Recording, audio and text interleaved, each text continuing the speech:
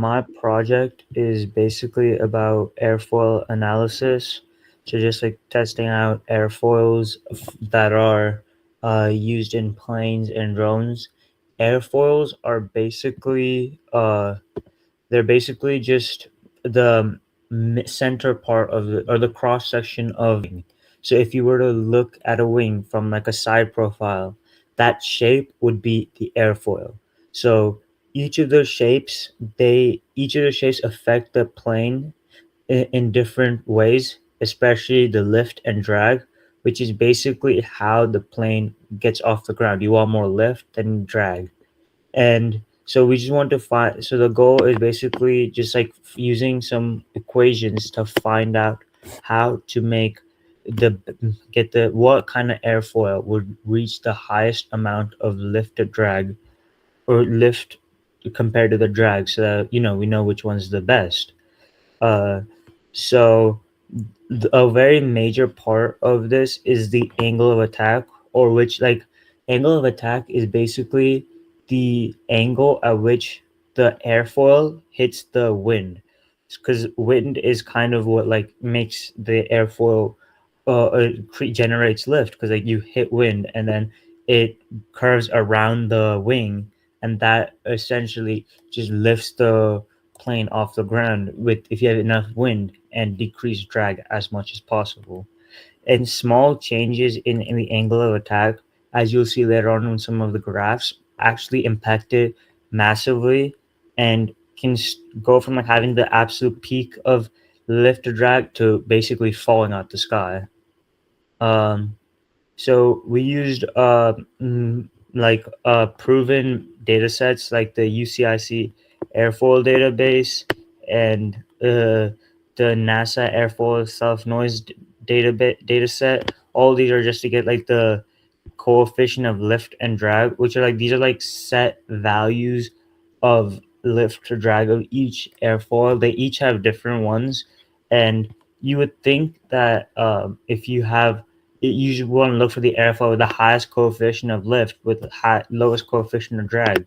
But that isn't what really makes the difference. There's a bunch of other factors that play into this, and so we can't just like look at the coefficient of lift and coefficient of drag and um, figure out the process. So we used standard physics equations to find out lift and drag. We use coefficient of lift and drag, a constant one, and we used it throughout different measures of angles of attacks, and we also used an around an average uh, air density and air pressure that we found out, and we basically then made some graphs that show each of the relationships between all of the values. So here we have a graph showing the drag coefficient versus angle of attack. So you see how it's it's a quadratic equation, and it keeps rising as the angle of attack increases. So you find out that drag so this makes you think like the higher angle of attack you have is like a bad thing. You want a lower angle of attack because the minimum is at 0 degrees at uh, zero coefficient of drag. But then you look at the lift coefficient versus angle of attack, and you find out that lift coefficient also increases as angle of attack increases.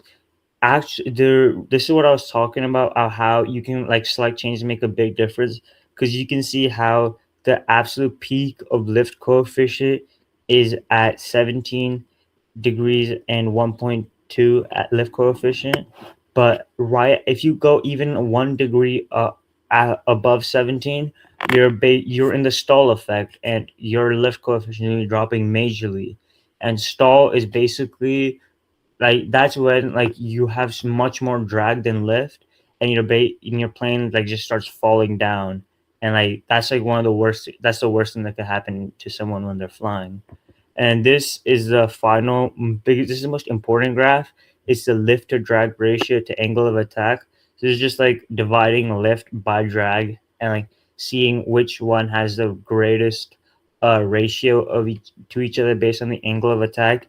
And you see the same pattern that you saw in the lift to lift coefficient versus angle of attack, where there's a peak at 4.7 degrees and 11, but then it stalls, and then it slowly goes down pretty rapidly. And so this would be around that point, around where like the coefficient of lift has reached its peak and its coefficient of drag has reached its minimum for the ratios. So if so, for the discussion, we found out that efficiency requires balancing lift and drag. So you need because if you're having the most efficient, you're also saving the most fuel.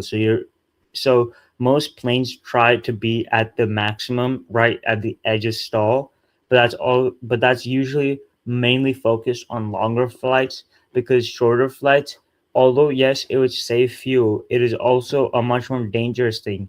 And we have gotten precise machinery that lets us stay at the uh most optimal position for long durations of time, but it's still preferred for like longer flights where you're not like if you're in a state, you're not gonna really be at that optimal lift drag on if you're going like in one state to a different city in the same state.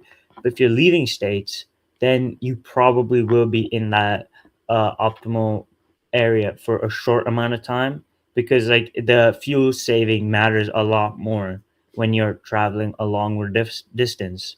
So basically, maximum flight efficiency occurs right before stall, and these findings you can apply to pretty much anything that uses wings or propellers, uh, or like pretty much gliders. All of these are affected by this data set, and um, you should use the angle of attack for the for like whichever angle of attack you are going to have for your airfoil. You should use the maximum for that lift to drag ratio. And on these graphs, all of the points are like the best possible outcomes for a lift to drag ratio. And that was pretty much it.